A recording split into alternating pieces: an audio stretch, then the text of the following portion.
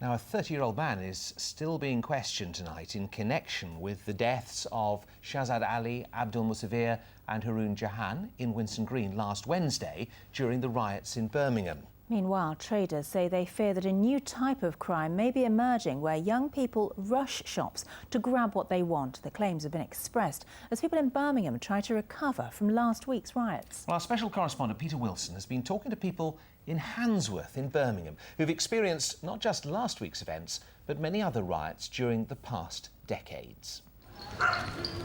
Last week, the police fought to take back control of the streets of Handsworth. Traders say that gangs coordinated their actions with burning cars to shut off roads to the police. In 1985, 2 brothers were killed in a post office set on fire by rioters. At that time, some saw the Handsworth riots as an uprising against poverty and police racism. But Deepak Patel, chair of the local Traders Association, believes that pure greed sparked last week's events. It's a form of rushing where a large gang of people just pillage as much as they can, as quickly as they can, and they've just taken it to the next level and tried, developed it a little bit more of them, who knows? A local police station and a bank were targeted by rioters. Dozens of shops were damaged.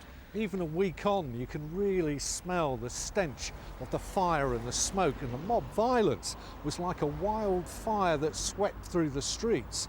The community here in Handsworth is still trying to piece together exactly what it means and what the impact is going to be. 26 years ago, Pogus Caesar, a photographer, was in his office next to Handsworth police station. He ran alongside rioters and police squads recording events.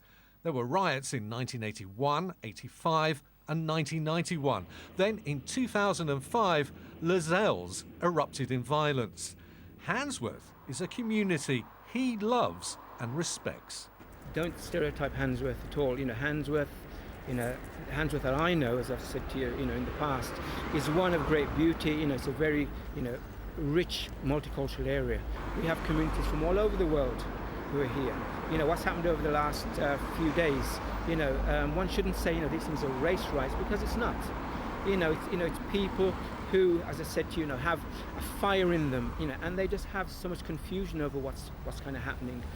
What about the young people? What did they have to say? Your parents kept you inside. Yeah, they said you're not allowed out. It's too dangerous. Too dangerous.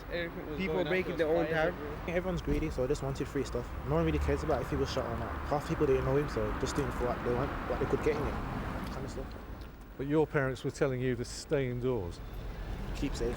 And on the streets, the message from the people who witnessed and experienced the riots was both measured and thoughtful. If it wasn't so much employment here, right, unemployment, right, it wouldn't happen here. It's all the people got nothing to do. They've got to have the frustration out somewhere, haven't they? We don't know what it's about. I mean, it's unfortunate for the 3 lads that died, but you know what, we all stick together around here. It's not like that normally. When they come out of prison, then basically the people, the all avenues are closed from soon as you be into prison. And then you just feel like there's no hope. So doing stuff like this, it's like, it don't mean nothing, because you know that you're never going to bet yourself anyway. Although last week was frightening, people here in Handsworth have experienced it all before. In 1985, there were no mobile phones. Instead, 100 BMX bikes were stolen. Greed isn't new. People here are happy that the police restored order, but they also say that jobs and hope are needed too.